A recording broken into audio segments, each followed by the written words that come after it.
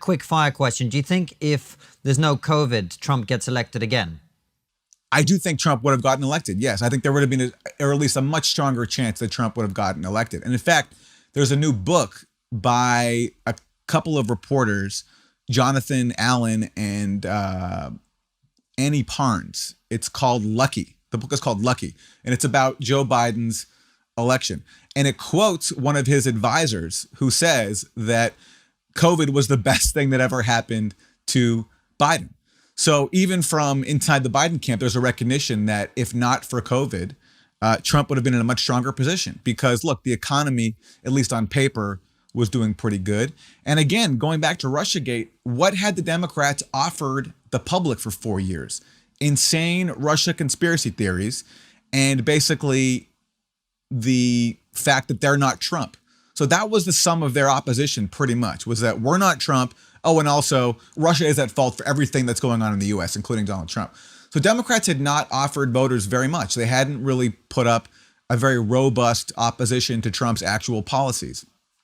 So I don't think Democrats had given the voters enough of a case to win back the people they lost in 2016. And so I think it's very plausible to speculate that if not for COVID, which Trump handled so terribly, that he would have been in a much stronger position. And Aaron, we, after the 2020 election, you know, everybody was using the phrase, the adults are back in the room, the left's back in charge.